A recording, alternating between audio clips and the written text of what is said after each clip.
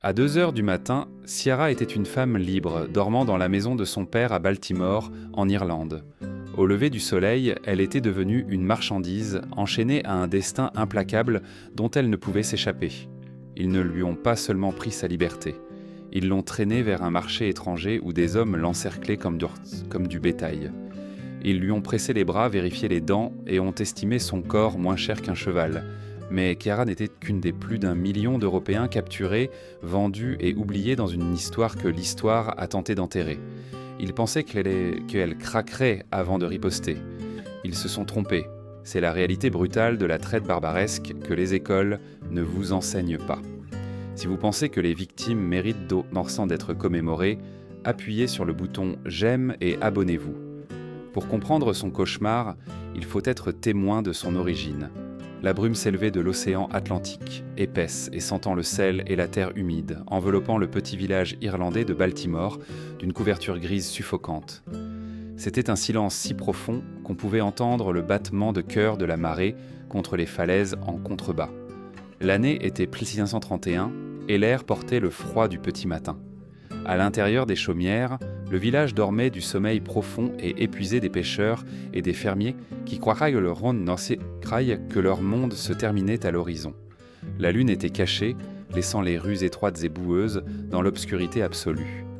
C'était le genre de paix qui promettait habituellement un lever de soleil lent et paresseux. À l'intérieur d'une des modestes maisons près du port, Ciara bougea dans son sommeil. À 20 ans, elle était une présence frappante dans le village, connue pour ses cheveux roux flamboyants qu'elle gardait habituellement tressés en une épaisse tresse et ses mains aussi habiles avec une aiguille qu'avec un filet de pêche. Elle rêvait de la moisson, de la vie qu'elle construisait ici, au bout du monde. Puis le monde s'écroula. Ce n'était pas le vent. C'était le son du bois qui éclatait. Un craquement violent et humide qui résonna dans le silence. Les yeux de Ciara s'ouvrirent brusquement. Avant qu'elle ne puisse reprendre son souffle, la porte d'entrée de leur chaumière ne s'ouvrit pas seulement. Elle explosa vers l'intérieur. Des ombres se répandirent dans la pièce. C'étaient bon des hommes, mais ils ressemblèrent à des démons nés de la mer. Ils portaient des pantalons amples et des gilets, leurs têtes enveloppées de tissus colorés qui semblaient stipis noirs dans la faible lumière. Ils se déplaçaient avec une vitesse terrifiante, leurs lames courbes scintillant en captant les braises mourantes de l'âtre. « Père !» cria Ciara, reculant sur son matelas de paille. Thomas Landais, son père, un homme à la barbe grisonnante par des années de soucis et aux épaules larges à force de soulever des pierres, se leva de son lit. Il n'était pas un soldat. C'était un homme qui aimait sa famille. Il saisit le lourd tisonnier en fer de la cheminée, les yeux écarquillés d'un mélange de terreur et de fureur protectrice. « Reculez !» rugit Thomas, agitant la barre de fer. Ce fut un geste courageux et désespéré. L'un des intrus, un géant à la peau foncée et aux yeux dénués de pitié, ne broncha même pas. Il dépassa la garde de Thomas et frappa la crosse de son lourd mousquet sur le côté de la tête de Thomas. Le son fut répugnant. Thomas tomba comme un arbre abattu, heurtant le sol de terre avec un lourd bruit sourd. Il ne bougea plus. « Non !» Le cri déchira la gorge de Ciara, rauque et brûlant. Elle se jeta vers son père, mais des mains rudes l'attrapèrent. Ce n'étaient pas les mains de ivrognes maladroits, c'était les poignes de fer de professionnels.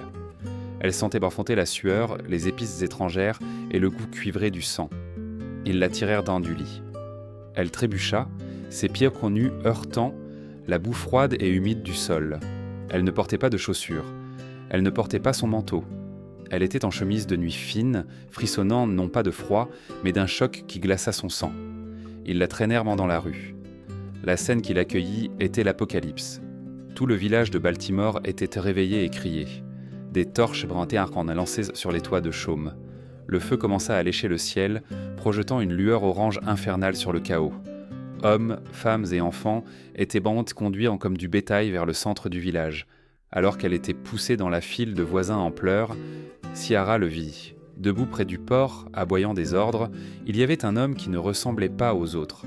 Il portait des vêtements européens, mais il se tenait avec les pirates. Il montrait des maisons spécifiques du doigt, criant des directions dans un mélange de néerlandais et d'anglais. C'était un renégat, un traître, un Européen qui avait tourné le dos à son Dieu et à son peuple pour servir les esclavagistes pour de l'or. Il savait quelle maison abritera les jeunes femmes. Il savait où les défenses étaient faibles. Il était l'architecte de leur malheur. Liam, le nom s'échappa de ses lèvres avant qu'elle ne puisse l'arrêter. À travers la fumée, elle le vit. Liam, le jeune pêcheur aux yeux de la couleur de la mer et au rire qui pouvait réchauffer la nuit d'hiver la plus froide, se battait. Il avait un petit couteau, un outil pour vider le poisson, et il frappait efficacement un pirate qui tentait d'attraper une jeune fille. « Cours, Tosiara !» cria Liam, sa voix coupant le vacarme. Il se tourna pour la regarder, la distraction fatale dans ses yeux. Un pirate s'approcha derrière lui, il n'y eut pas de fanfare, pas de duel. Juste l'éclair d'une lame tranchant une gorge. Liam tomba à genoux, ses mains serrant son cou, le sang sombre et instantané.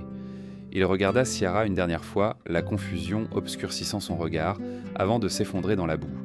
Le cri s'éteignit dans la poitrine de Ciara. Le monde devint silencieux, même si les feux faisaient qu'en rage. Une rude poussée la fit avancer. Ils lui lièrent d'ailleurs les mains avec une corde grossière qui lui mordait les poignets. La chaleur des chaumières en feu était intense maintenant, rougissant les poils de ses bras. Elle regarda une dernière fois en arrière. Sa maison était une torche. Son père était probablement mort à l'intérieur. Son amour se vidait de son sang dans la rue. « Avance !» cria un pirate dans une langue qu'elle ne connaissait pas, la poussant vers l'eau sombre. Elle trébucha vers les chaloupes qui attendaient dans le port. L'eau était noire et froide, reflétant la destruction brûlante de tout ce qu'elle avait jamais connu.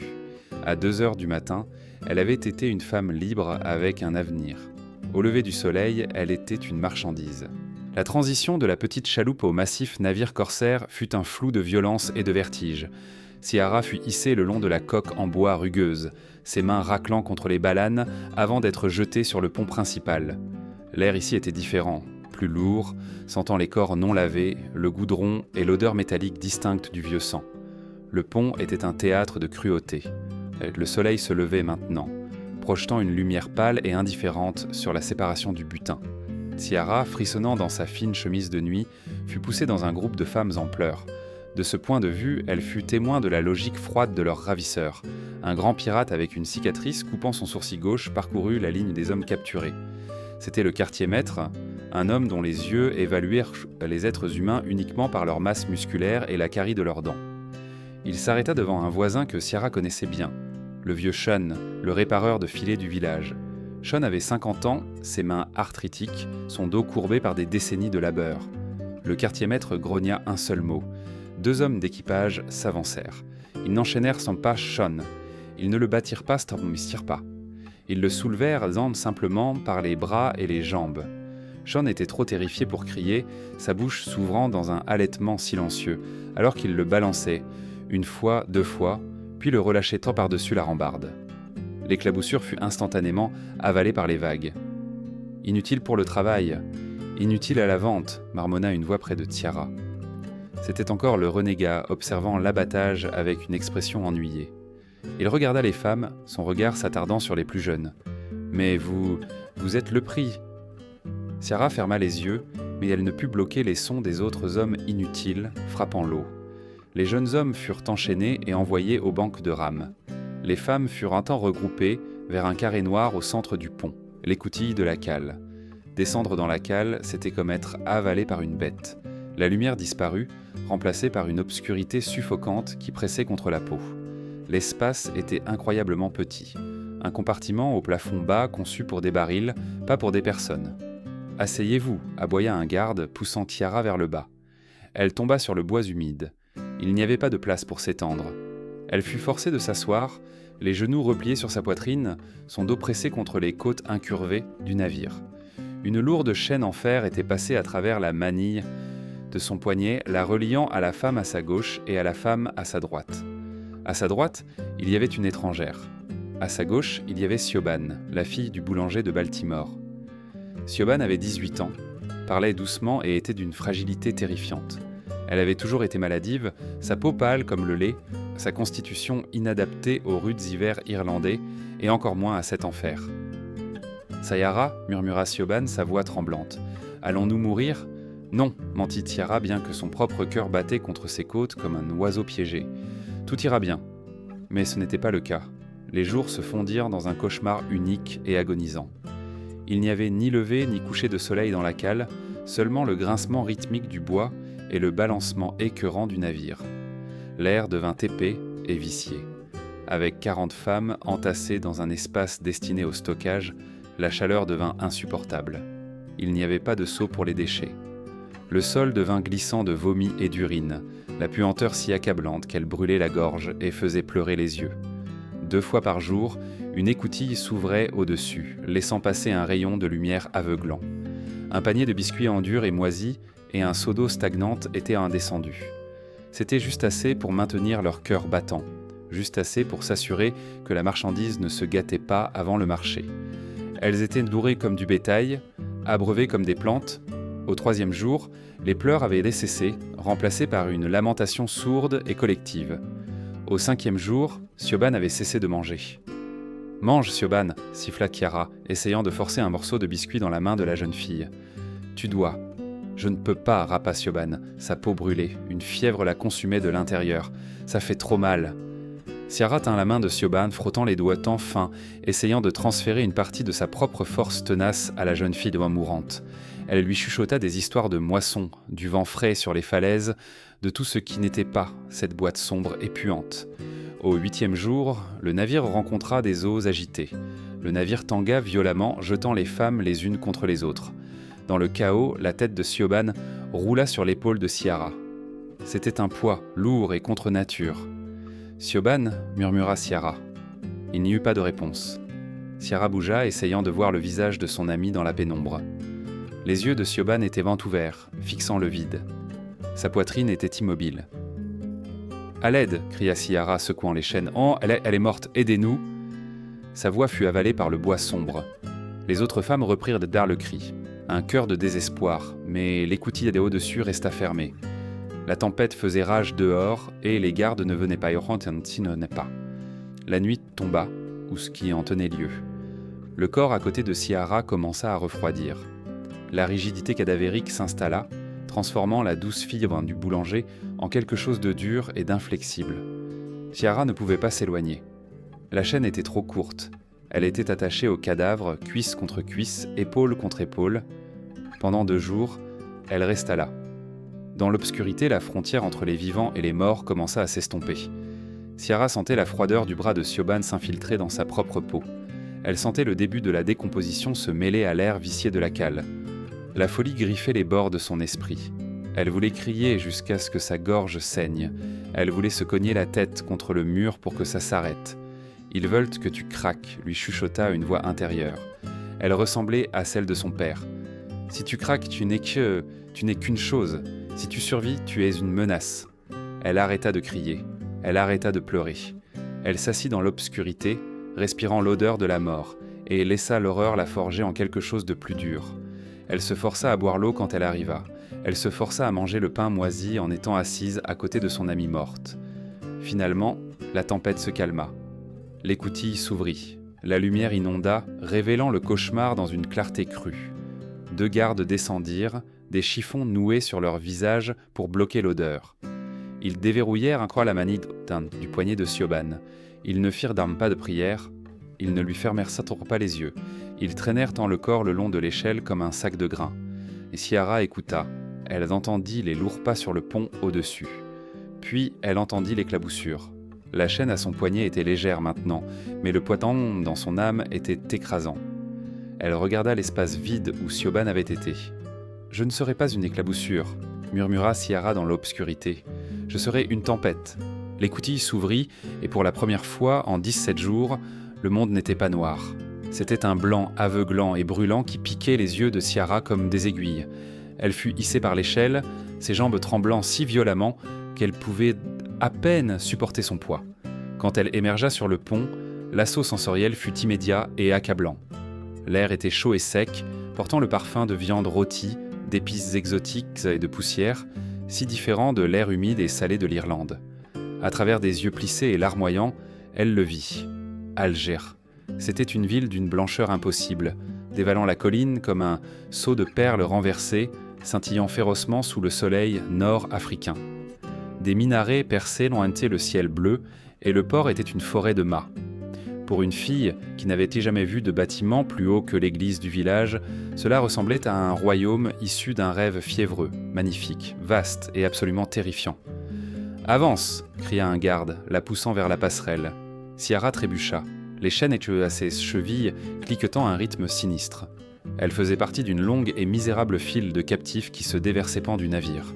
Les hommes, ceux qui avaient survécu aux galères et à l'abattage, furent immédiatement séparés, destinés aux carrières de pierre ou aux bancs pans de rames. Ciara aperçut fugacement un garçon de son village, les yeux creux, traîné par un groupe de soldats. Elle voulait crier, mais sa gorge était asséchée, sèche comme du papier de verre. Elles marchèrent à travers les rues sinueuses et étroites. Le bruit était assourdissant, une cacophonie de langues qu'elle ne comprenait pas, les braiements des ânes, les cris des marchands. Les gens s'arrêtaient pour les regarder passer. Certains les huaient, d'autres regardèrent avec l'indifférence ennuyée de ceux qui voyagent la misère humaine tous les jours. Elles arrivèrent sur une grande place ouverte, entourée de colonnades arquées. C'était le Bédestan, le marché aux esclaves. Il était bondé d'acheteurs, des hommes en turbans de soie, des capitaines de mer, rudes et de riches matrones à la recherche d'aides domestiques. Ciara fut poussée dans un enclos. Un homme s'approcha d'elle, le Dellal, le commissaire-priseur. C'était un homme petit et nerveux aux doigts, taché d'huile, et à la voix qui transperçait le bruit comme une trompette. Il saisit la mâchoire de Ciara, forçant sa tête à se balancer d'un côté à l'autre, inspectant son visage avec des yeux critiques et insensibles. Il marmonna quelque chose à son assistant, qui griffonna dans un registre. Vint ensuite l'humiliation qui la hanterait à jamais. Elle fut traînée sur une estrade en bois surélevée au centre de la place. La foule se pressait, une mer de visages impatients. Le Dellal aboya un ordre. Quand Ciara ne bougea pas assez vite, il saisit le col de sa chemise de nuit en lambeaux et la déchira. Le tissu céda. Ciara haleta, essayant instinctivement de se couvrir les bras, son visage brûlant d'une honte si intense qu'elle ressemblait à une douleur physique. Mais le Dellal lui gifla les mains. « Regardez !» cria-t-il dans un mélange de lingua franca et d'arabe, désignant son corps comme si elle était une génisse de prix. Jeune, forte, sans maladie. Les acheteurs s'élancèrent. Ils ne regardèrent en bas son visage, ils regardèrent dans ses membres, ses hanches, ses dents. Un homme corpulent avec des bagues à chaque doigt monta sur l'estrade. Il ne lui demanda pas son nom. Il lui saisit le bras, ses doigts s'enfonçant dans son biceps pour tester la tonicité musculaire. Il lui força la bouche ouverte, vérifiant ses dents comme on vérifierait celles d'un cheval. Il passa ses mains rudes sur ses flancs, vérifiant la largeur des hanches, évaluant son potentiel reproductif. Ciara ferma les yeux, des larmes s'échappant. « Je suis Ciara », cria-t-elle silencieusement dans sa tête. « Je suis une fille de Baltimore. Je ne suis pas ça. » Mais les voix en dessous discutaient de sa valeur en termes froids et mathématiques. « Trop maigre, grommela un homme. Elle ne survivra pas à l'hiver. Elle a le feu dans ses cheveux, rétorqua un autre. Exotique, le pacha paie bien pour les cheveux roux. Elle vaut 8 bœufs, déclara le Daral, essayant de faire monter le prix. Peut-être 10. 8 bœufs, rit un acheteur cruellement. Je n'échangerai pas un bon cheval de guerre contre elle. Un cheval ne pleure pas. 8 bœufs. Les mots se posèrent sur la poitrine de Ciara comme des pierres. Sa vie, ses souvenirs, sa capacité d'aimer et de rêver, tout cela était pesé contre du bétail. Elle était moins chère qu'un cheval, puis la foule s'écarta. Un silence tomba sur le premier rang alors qu'un homme s'avançait. Il était différent des autres. Il était vêtu d'impeccables robes de soie indigo foncé et son turban était enroulé avec précision. C'était Youssouf, un marchand connu pour son goût averti et sa vaste fortune. Il n'était pas vieux, peut-être dans la quarantaine, avec une barbe soigneusement taillée et des yeux sombres, intelligents et terrifiants de froideur.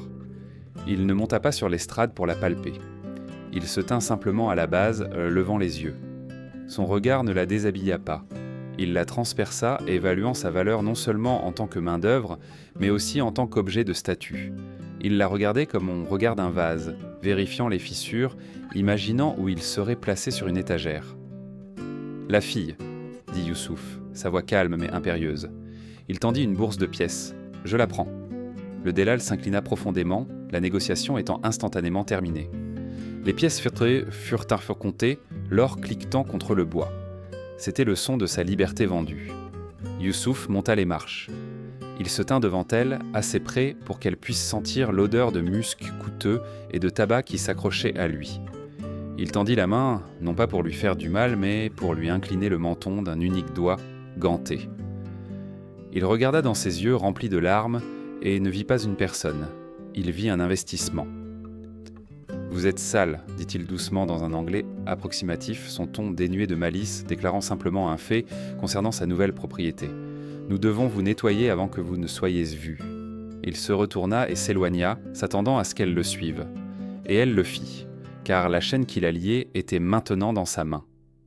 En descendant de l'estrade, quittant la lumière du soleil pour l'ombre de son nouveau maître, Ciara réalisa la véritable horreur de sa situation. Les chaînes à ses poignets pouvaient en être brisées, mais l'encre du registre avait séché. Aux yeux de ce monde, Ciara de Baltimore avait cessé d'exister. Seul l'esclave restait. Les lourdes portes en cèdre de la villa se refermèrent derrière eux, le loquet de fer se mettant en place avec un son qui résonna comme un marteau frappant un clou de cercueil. Le bruit coupa la connexion avec les rues poussiéreuses d'Alger, enfermant Ciara dans un monde d'une beauté terrifiante et d'un silence absolu. La maison de Youssouf était un palais de contradictions. À l'œil, c'était le paradis. La cour était pavée de carreaux complexes aux motifs géométriques bleus et ocre. Une fontaine centrale murmurait doucement, l'eau claire et fraîche, un contraste saisissant avec le seau d'eau stagnante qu'elle avait partagé avec les morts sur le navire. Des jasmins grimpèrent le long des murs de grès, emplissant l'air d'un parfum si doux qu'il la rendait nauséeuse. Mais pour l'âme, c'était une forteresse. Les murs étaient trop hauts pour être escaladés, les fenêtres couvertes de moucharabiés ornés qui permettaient à ceux de l'intérieur de regarder dehors, mais empêchaient un trou le monde de regarder à l'intérieur. Youssouf ne lui parla pas. Il fit simplement un geste vers une paire de servantes attendant près de l'entrée. C'étaient des femmes silencieuses, la tête baissée, leurs esprits portés brisés, depuis longtemps dans la forme commode de l'obéissance. Elles prirent Ciara par les bras. Ce n'était pas un doux guidage. C'était une escorte ferme. Elles la conduisirent à un petit feu brûlant dans un brasero au coin de la cour. L'une des femmes tira sur l'épaule de la chemise de nuit de Ciara. C'était la même fine toile sale qu'elle portait lorsque la porte avait été défoncée à Baltimore. Elle était tachée de la boue de son village, de la crasse du navire et du sang séché du voyage. C'était un chiffon, mais c'était le sien. C'était la dernière chose qui sentait la maison. Non, rapa Ciara serrant le tissu. Les femmes ne discutèrent pas. Elles ne la comprenaient pas et elles s'en moquaient, avec une efficacité exercée, qu'elles lui arrachèrent le vêtement. Ciara se tint nue dans la cour, frissonnant malgré la chaleur, ses bras croisés sur sa poitrine dans une vaine tentative de cacher sa honte. Elle regarda la femme jeter la chemise de nuit dans le brasero. Le lin prit feu instantanément. Les flammes léchèrent le tissu, en courbant les bords, transformant le souvenir de Baltimore en cendres grises qui s'élevèrent dans le carré de ciel bleu. Ciara a disparu, semblait dire la fumée. Seule la propriété demeure. Elles la conduisirent au hammam, le bain privé. L'air y était épais de vapeur et sentait le lot de rose et le savon noir. La chaleur était les suffocante. Les fantômes les sabayetars sur les femmes et Iktam lui frottèrent la peau avec des gants rêches, en récurrent la saleté du voyage mais on aurait dit qu'elles essayaient sans qu'elle de gommer sa peau elle-même. Elles lui lavèrent les cheveux, démêlant les nœuds sans égard pour la douleur, tirant jusqu'à ce que les larmes pigmentent ses yeux. Elle ne baignait pas une personne. Elle polissait un objet avant de le placer sur une étagère. Quand le bain fut terminé, elles l'habillèrent. La laine rêche et le lin d'Irlande furent remplacés par des soies étrangères. Elles lui mirent un pantalon ample qui flottait autour de ses jambes, une chemise de gaze translucide et un gilet brodé de fil d'or. Elles lui maquillèrent les yeux de colle et parfumèrent un de ses points de pulsation de muscles lourds. Elles la conduisirent devant un miroir. Ciara regarda le reflet et ne reconnut pas la créature qui la fixait. La jeune fille dans le miroir était belle, exotique et coûteuse. Elle ressemblait à une princesse de conte de fées, mais ses yeux étaient ceux d'un animal piégé. C'était le mensonge du harem. Ce n'était pas un sanctuaire romantique, c'était une prison enveloppée de velours. Elle fut emmenée dans une pièce à l'étage supérieur. Elle était luxueuse, avec d'épais tapis et de bas divans empilés de coussins de soie, mais la porte se verrouillait de l'extérieur. La nuit tomba, l'obscurité s'insinua dans la pièce, lourde et suffocante. Ciara se retira dans le coin le plus éloigné, ramenant ses genoux à sa poitrine, son dos pressé contre le mur de plâtre froid. Elle regarda la porte. Chaque minute était une torture d'anticipation. Elle se souvenait des histoires pétards que les femmes du village chuchotaient sur les Turcs, sur le sort pire que la mort. Elle se souvenait du sang de Liam sur le sol. Elle ferma les yeux et pria un dieu qui semblait être resté en Irlande. S'il te plaît, que la terre m'engloutisse. S'il te plaît, que mon cœur s'arrête. » Puis la serrure cliqueta. La porte s'ouvrit. Youssouf entra. Il avait troqué ses vêtements de ville pour des robes amples et confortables. Il portait une seule bougie, dont la flamme projetait de longues ombres dansantes d'irampes sur les murs. Il referma la porte derrière lui et la verrouilla. Il ne se pressa pas, il posa la bougie sur une petite table. Il la regarda, recroquevillé dans le coin, son expression illisible. Il n'y avait ni colère ni frénésie de désir sur son visage. C'était le calme droit d'un homme entrant dans son propre garde-manger pour prendre un fruit qu'il avait payé. « N'ayez pas peur, dit-il en arabe, les mots doux mais dénués de sens à ses oreilles. Il s'approcha d'elle. Ciara se pressa plus fort contre le mur, souhaitant pouvoir se fondre dans la pierre. Elle ne pouvait pas respirer. Son cœur battait contre ses côtes comme un tambour de guerre, mais son corps était glacé. Il se pencha et lui prit la main. Sa peau était chaude, sa prise ferme. Elle essaya de se dégager, une petite résistance pathétique. Il ne la frappa pas. Il ne cria pas. Il serra simplement sa prise, la soulevant du sol avec une force qui montrait clairement que la résistance n'était pas seulement dangereuse, elle était inutile. Il la conduisit au lit. Le silence de la pièce était absolu. Il n'y eut pas de cri, car qui aurait écouté ? Il n'y eut pas de lutte, car il possédait l'air même qu'elle respirait. Alors qu'il éteignait la bougie, plongeant la pièce dans l'obscurité, Chiara regarda les yeux grands ouverts dans le noir. Des larmes, chaudes et silencieuses, glissèrent le long de ses tempes et dans ses cheveux.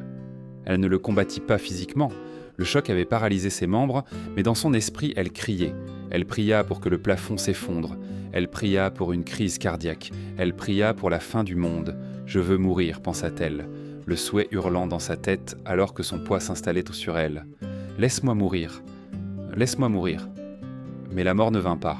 Seule la nuit demeura, longue et indifférente, tandis que la jeune fille de Baltimore était lentement effacée, ne laissant que la concubine dans la cage dorée. Le temps dans la villa ne passait pas. Il érodait. 3 années avaient rongé la jeune fille avant l'arrivée d'Irlande. Les mains douces qui réparaient les filets de pêche étaient maintenant rouges et gercées par le savon de soude et l'eau bouillante. Les cheveux qui avaient autrefois senti le sel marin sentaient maintenant les oignons, la graisse d'agneau et le charbon de bois. Mais la plus grande érosion était invisible. Le nom Ciara n'était plus prononcé. Pour le monde, pour le foyer et de plus en plus pour elle-même, elle était Zainab. Zainab n'était plus la nouveauté exotique gardée dans les chambres d'en haut.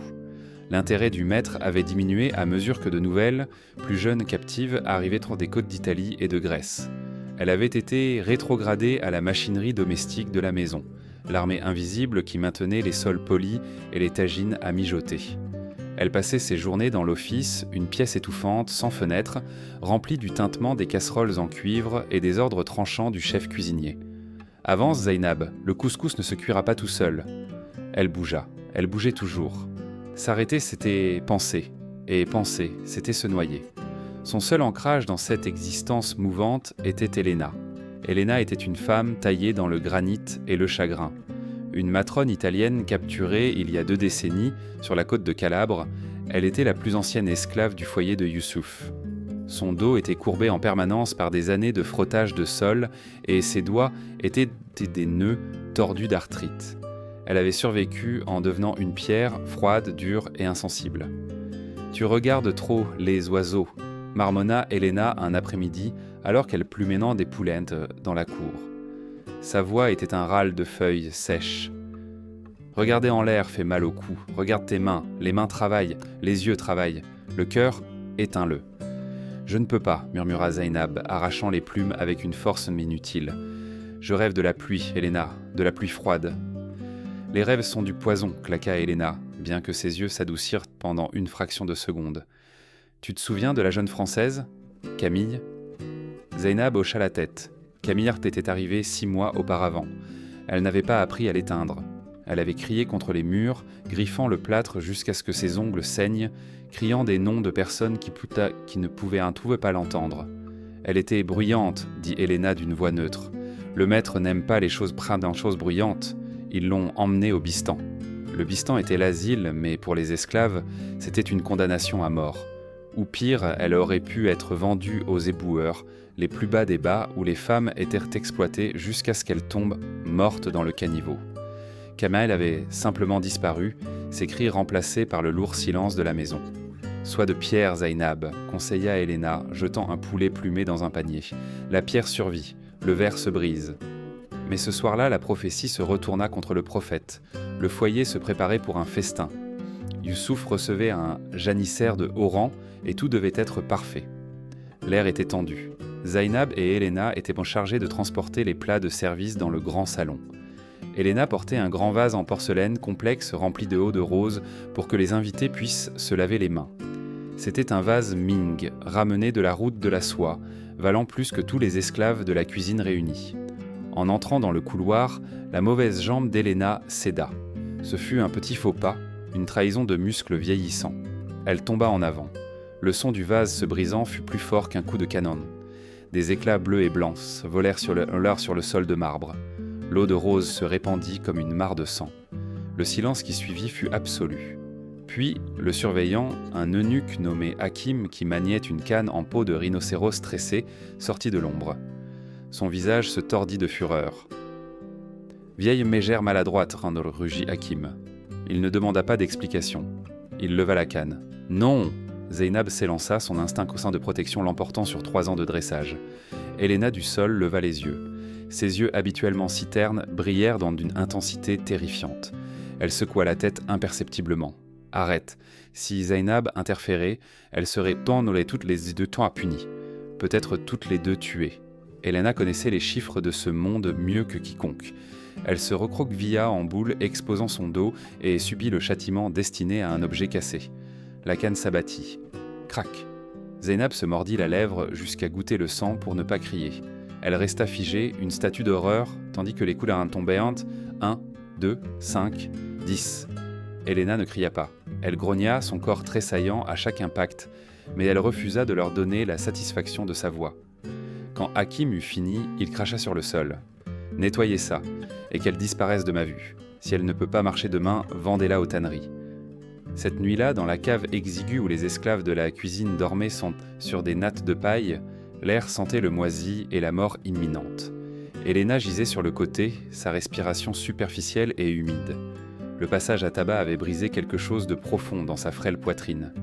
Zainab s'assit à côté d'elle, tenant une tasse d'eau, des larmes coulant sur son visage, sans retenue. « Je suis désolée, » sanglota Zainab. « J'aurais dû l'attraper. J'aurais dû... » « Chut !» murmura Elena. Sa main, froide et tremblante, tendit pour saisir le poignet de Zainab. Sa prise était étonnamment forte. « Écoute-moi, pas le temps de pleurer. »« Elena, s'il te plaît. Écoute !» siffla Elena, toussant une tache de sang. « J'ai observé. Écoutez. Il y a un moyen. » Zainab se figea. « Un moyen ? Les rédemptionnistes » rapa Elena. « Les prêtres, ils reviennent, mais ils ne parlent qu'aux riches. Tu as besoin d'un intermédiaire ?» Elena attira Zainab plus près. Sa voix s'estompait, s'éloignant comme de la fumée. « Il y a un marchand, hollandais. Il vient au port pour acheter des épices, mais il transporte des lettres, contre un prix. Son nom est Van der Hoven.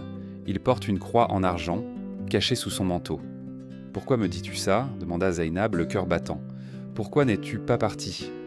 Elena sourit, un mouvement grotesque et magnifique de son visage meurtri. « Je suis fatiguée, Piccola. Je suis fatiguée de 20 ans. Ma maison a disparu. Ma famille et moi s'étions mortes. Mais toi... » Elle serra le poignet de Zainab une dernière fois. « Tu as le feu. Tu n'es pas de pierre. Tu es du feu. Brûle-les. » Les yeux d'Elena se fermèrent. La respiration superficielle s'interrompit, puis s'arrêta. Dans la cave sombre, entourée de la respiration des esclaves endormis qui avaient oublié leur propre nom, Zainab tint la main sans vie de la seule mère qu'elle avait connue dans cet enfer. Les larmes séchèrent sur son visage, laissant du sel. Elle lâcha la main d'Elena, elle se leva. « Van der Hoven » murmura-t-elle dans l'obscurité. Elle n'était pas de pierre, elle n'était pas de verre. Elle était Zainab, et elle avait un nom à retrouver. Le souk à la Tarine était une agression sensorielle, un labyrinthe de ruelles étroites, étouffant sous l'odeur de cumin, de safran et de corps non lavés. Pour Zainab, la femme qui avait jadis été Siara, c'était le seul champ de bataille où elle avait une chance de riposter. Elle marchait 2 pas derrière Hakim, l'eunuque surveillant. Il s'arrêta pour marchander un sac de lentilles, sa voix s'élevant dans une colère théâtrale contre le marchand. C'était le moment. Le chaos du marché était sa couverture. Ses yeux scrutaient dans la foule, désespérés et vifs. Elena l'avait parfaitement décrit. Une montagne d'hommes transpirant abondamment dans une laine européenne bien trop lourde pour le soleil africain. Et là, il était, debout près d'un étal de tapis, essuyant son visage rouge avec un mouchoir. Van der Hoven, le Hollandais. Il ressemblait moins à un sauveur qu'à un crapaud dans gilet. C'était un homme de l'industrie de la rançon, un courtier qui évoluait entre les mondes chrétiens et musulmans, transformant la misère humaine en marge bénéficiaire. Ciara vérifia qu'Hakim était toujours distrait. Elle fit un pas vers le Hollandais, son cœur battant contre ses côtes comme un oiseau piégé. Elle garda la tête baissée, feignant la démarche soumise d'une esclave domestique jusqu'à être juste à côté de lui. « Maître Van der Hoven » murmura-t-elle dans un lingua franca approximatif. Le Hollandais s'en tressaillit légèrement. Il baissa les yeux, ses yeux bleus larmoyants se plissant alors qu'il l'évaluait. Il ne voyait pas une personne, il voyait un risque. « Je n'achète pas aujourd'hui, ma fille », grommela-t-il en se détournant.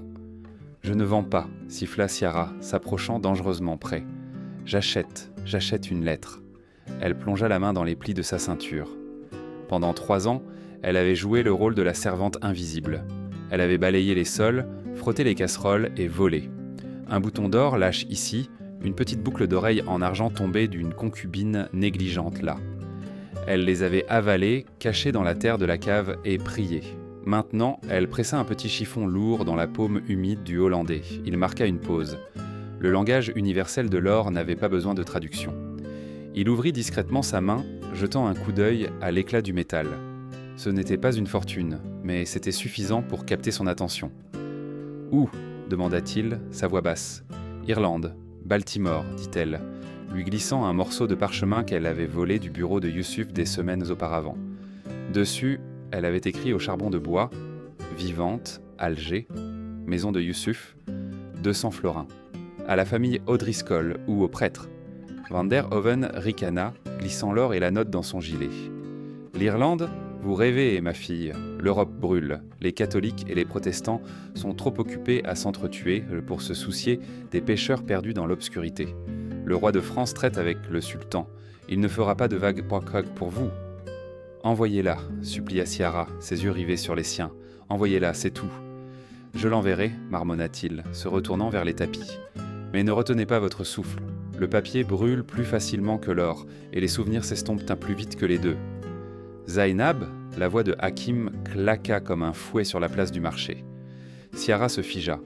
Elle recula instantanément, baissant la tête, son cœur s'arrêtant dans sa poitrine.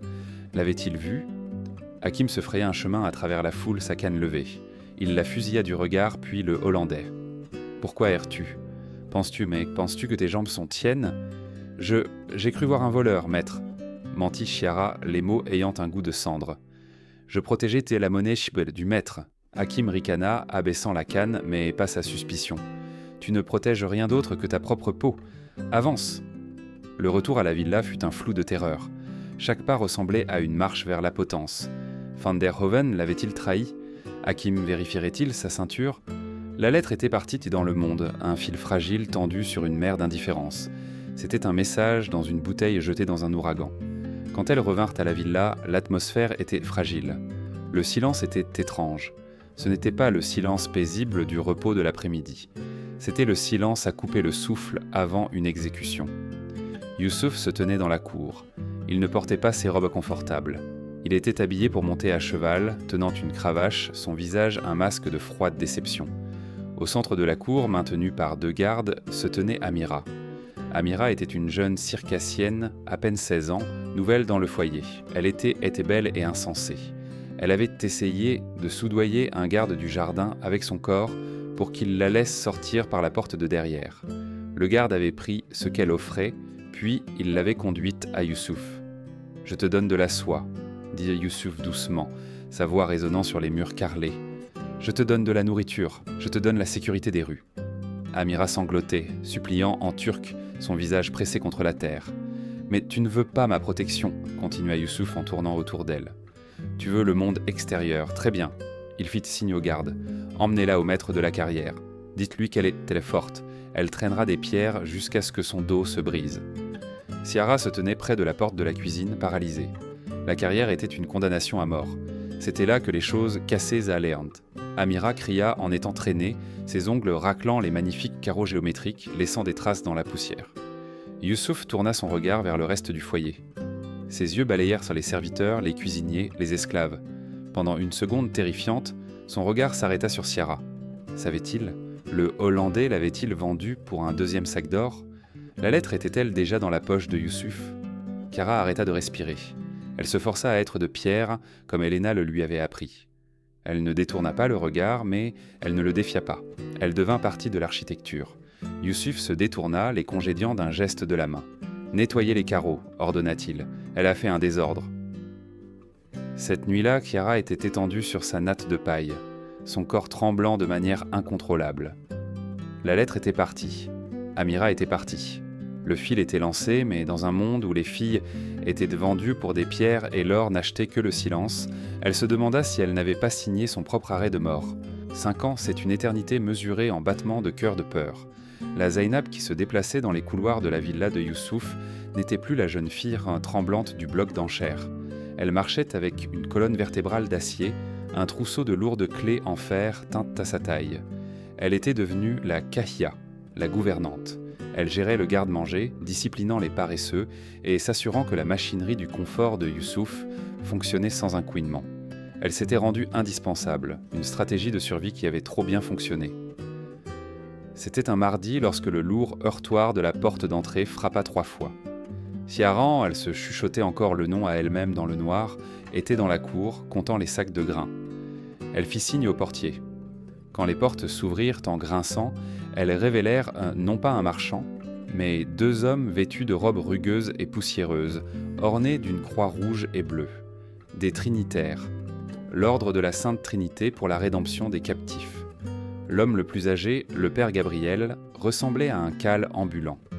Son visage était brûlé par le soleil, sa barbe blanche et emmêlée, et ses yeux portaient la détermination lasse d'un homme qui avait négocié des âmes avec le diable en personne.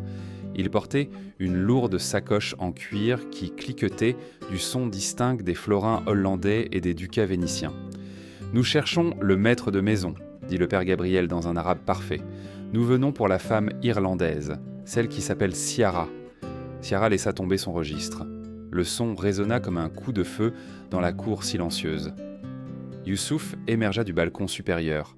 Il descendit lentement les escaliers, lissant son cafetan de soie. Il regarda les moines non pas avec un dédain religieux, mais avec un ennui commercial. « Il n'y a pas de Ciara ici, » dit Youssouf en douceur. « Seul Zainab. Son nom est Ciara O'Driscoll, » corrigea le père Gabriel, sa voix dure comme la pierre. Et sa famille à Baltimore, ainsi que la Sainte Église, a réuni la somme de 200 florins. Nous avons le papier de l'intermédiaire Van der Hoven. Il posa la bourse sur la petite table. Il l'ouvrit. L'or brillait sous le soleil de l'après-midi. Ciara arrêta de respirer. C'étaient les réels. La lettre avait survécu. En photo, son frère, son village, il n'avait en pas oublié. Il s'était déprivé pour remplir ce sac. Youssouf regarda l'or. Puis il regarda Ciara. Il vit les clés à sa taille. Il vit l'ordre de sa maison. Il calcula le coût de la formation d'un nouveau régisseur, le gaspillage, le vol qui se produirait sans son œil vigilant. « Non, » dit Youssouf, refermant la bourse et la repoussant. « La loi du dé est peu claire, » argua le père Gabriel, s'avançant. « Une rançon offerte doit être honorée. »« La loi s'applique aux captifs, » ricana Youssouf. « Zainab fait partie de ce foyer. Elle gère mes affaires. Ce n'est pas une simple esclave de galère que vous pouvez acheter avec une poignée de pièces. Elle est essentielle. » Il tourna le dos. « Sortez !» La panique froide et vive transperça la poitrine de Ciara. Le nom du bloc d'enchères concernait l'argent. Ce nom concernait la possession. Il ne la gardait pas parce qu'il la désirait. Il la gardait parce qu'elle était un ustensile utile. « Maître, » dit Ciara, sa voix tremblante mais forte. Youssouf se figea. Une esclave ne parlait pas si on ne lui parlait pas. « Si vous ne vendez pas, » dit Ciara, passant au turc qu'elle avait été forcée d'apprendre, « la maison pourrira, les comptes échoueront, je brûlerai chaque repas, je briserai chaque vase. Je serai de verre, pas de pierre. » Youssouf se retourna, ses yeux se plissant. La menace était réelle.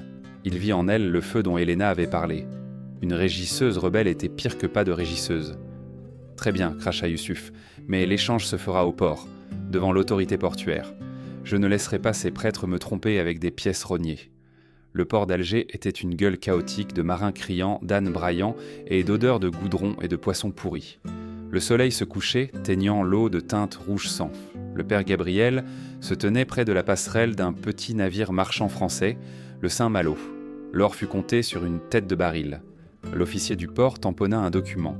« C'est fait, dit le père Gabriel, tendant la main vers Ciara. « Viens, mon enfant. » Ciara s'avança. Le bois du quai semblait instable sous ses pieds. Elle sentait l'Atlantique dans le vent, une odeur qu'elle ne savait pas avoir oubliée. Soudain, une main lui serra l'avant-bras. C'était un étau de fer. « Attendez » siffla Youssouf. Il n'avait pas lâché prise. Il la tira en arrière, durement, l'éloignant du moine. L'or était déjà dans son autre main.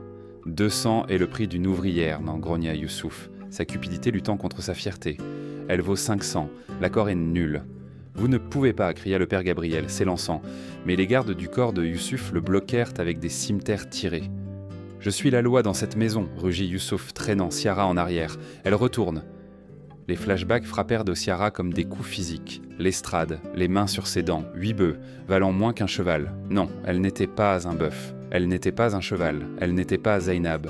Alors que Youssouf la traînait, sa prise meurtrissant ses os, Ciara porta la main à ses cheveux. Ses doigts trouvèrent sur la longue et pointue épingle en laiton qui maintenait son voile en place. C'était une décoration qu'il lui avait achetée, un symbole de sa possession. Maintenant, c'était une arme. Avec un cri qui s'était accumulé pendant 5 ans, Ciara enfonça l'épingle. Elle ne visa pas son cœur. Elle n'était pas une tueuse. Elle visa la chair de la main qui la tenait.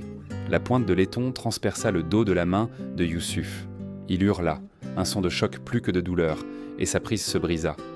Le sang s'épanouit sur sa manche de soie. « Je ne suis pas votre propriété » cria Ciara, les mots déchirant sa gorge en gaélique. Elle ne regarda pas en arrière. Elle courut. Elle se jeta à travers le fossé entre le quai et le navire. Elle atterrit durement sur le pont, s'écorchant les genoux, haletant. Le père Gabriel monta à bord derrière elle. « Larguez les amarres, maintenant, maintenant !» Les marins français, voyant les épées tirées sur le quai, coupèrent d'emballèrent les cordes.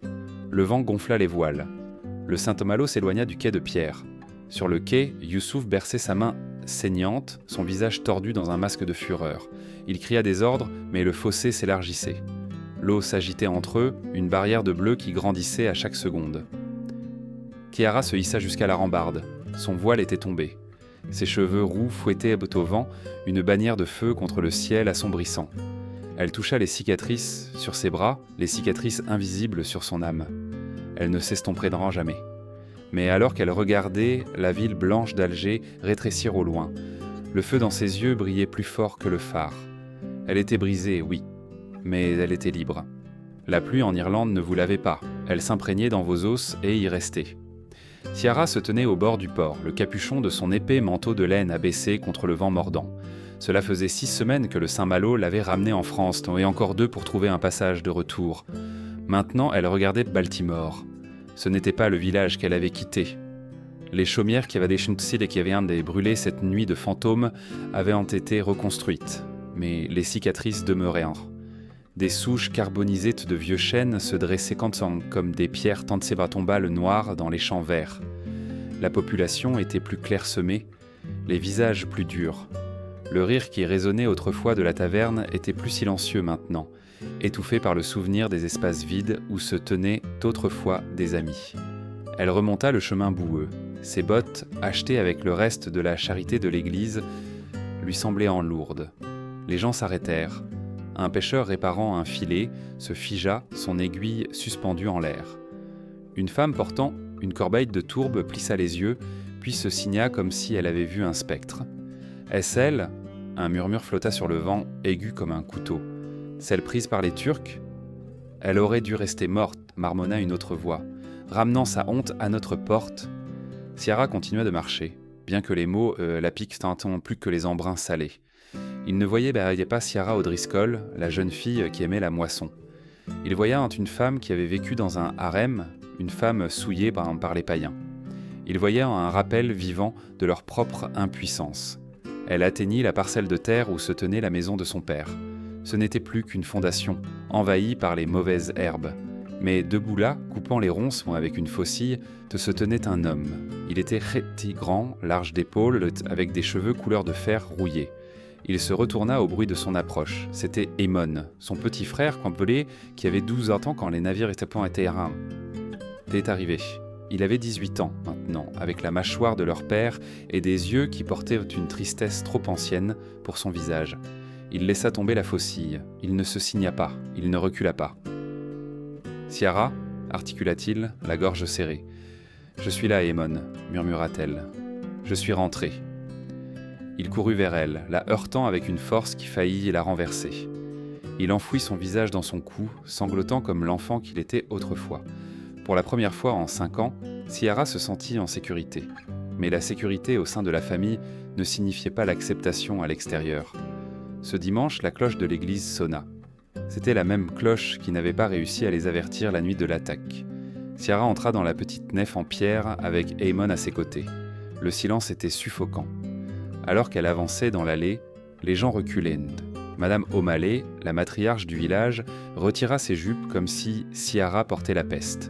Le prêtre, un jeune homme qui ne la connaissait pas, parut mal à l'aise, ses yeux se posant furtivement entre son troupeau et la femme déchue. Ciara atteignit le devant. Elle ne s'agenouilla pas. Elle se retourna. Des centaines d'yeux la fixaient. Jugement, pitié, dégoût. « J'entends vos murmures, » dit Ciara. Sa voix n'était pas forte, mais elle portait l'acier qu'elle avait forgé à Alger. « Vous dites que je suis impure. Vous dites que j'aurais dû mourir. » Elle retira son capuchon révélant son visage.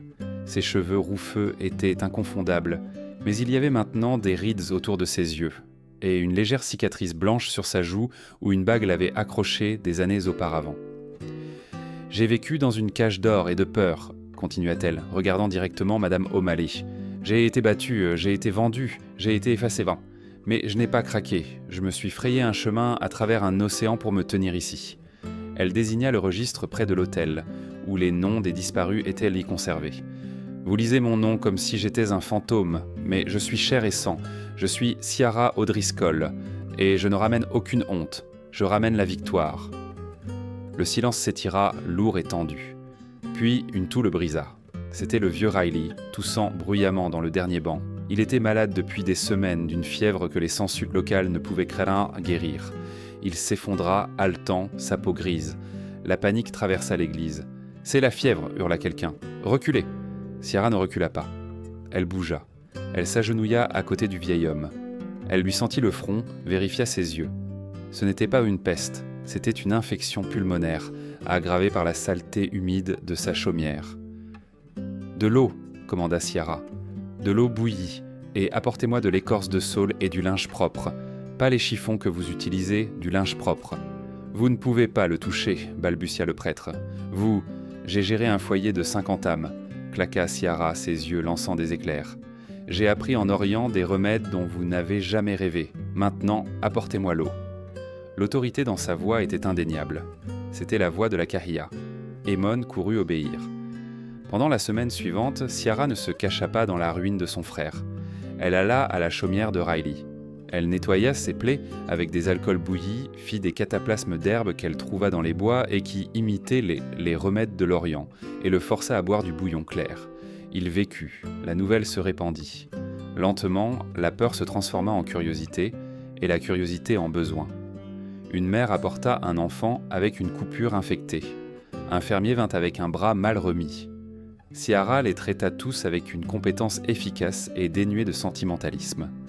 Elle ne leur offrit pas de prière, elle leur offrit des résultats. La tâche de la femme de harem ne disparut pas du jour au lendemain. Mais alors que l'hiver laissait place au printemps, les villageois cessèrent de retirer leurs jupes. Ils commencèrent à hocher la tête quand elle passait. Ils commencèrent à laisser des paniers d'œufs et de tourbes à la porte d'Imon. Un soir, Ciara marcha jusqu'aux falaises surplombant la mer. L'Atlantique s'écrasait en contrebas, violent et gris. Elle toucha l'endroit sur sa hanche où pendèrent autrefois les clés de la villa de Youssouf. Elles étaient en la partie. À leur place se trouvait une sacoche d'herbe. Elle n'était pas la jeune fille qui avait été enlevée. Cette jeune fille avait été morte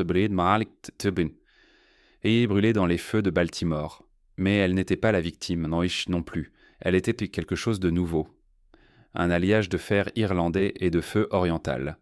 Elle regarda l'horizon vers le sud où la ville blanche était cachée par la courbe de la terre. Elle ne frissonna pas. « Je suis Ciara, dit-elle au vent. Et cette fois, le vent ne répondit pas avec des fantômes. Il souffla simplement, frais et pur, portant la promesse de demain. Ciara sourit, tourna le dos à la mer et rentra chez elle. L'histoire de Ciara nous rappelle que notre valeur n'est jamais déterminée par la façon dont le monde nous traite, ni par les étiquettes de prix que d'autres essayent de mettre sur nos vies. Le monde a essayé de l'estimer à 8 bœufs. Il a essayé de l'étiqueter comme esclave, victime et femme déchue. Mais Ciara nous a montré que la vraie dignité vient de l'intérieur. C'est le refus de laisser son esprit se briser, le courage de transformer ses blessures les plus profondes en sagesse et la force de guérir les autres, même lorsque l'on se guérit soi-même. Peu importe la noirceur de votre nuit ou le poids des chaînes que vous portez, rappelez-vous ceci. Vous n'êtes pas ce qui vous est arrivé. Vous êtes ce que vous choisissez de devenir. Si le voyage de Ciara des ténèbres de la cale à la lumière de la côte irlandaise vous a ému, veuillez cliquer sur le bouton « J'aime » pour honorer sa mémoire. Partagez cette vidéo avec vos amis et votre famille afin que les histoires des oubliés ne soient point plus jamais perdues. Et si vous souhaitez découvrir plus de vérités cachées dans les sandwichs, dans les ombres de l'histoire, veuillez vous abonner à notre chaîne et activer les notifications. Pion. Que le Seigneur vous accorde la force de briser les chaînes qui vous lânent, qu'elles soient des chaînes de peur, de regret ou du jugement des autres. Qu'il guérisse vos cicatrices invisibles, tout comme il a guéri celle de Ciara, et remplisse votre cœur d'un feu qu'aucune obscurité ne peut éteindre. Que vous retrouviez toujours votre chemin vers la maison, peu importe la distance parcourue. Si vous croyez au pouvoir de la rédemption et à la force de l'esprit humain, tapez Amen dans les commentaires ci-dessous. Que Dieu vous bénisse.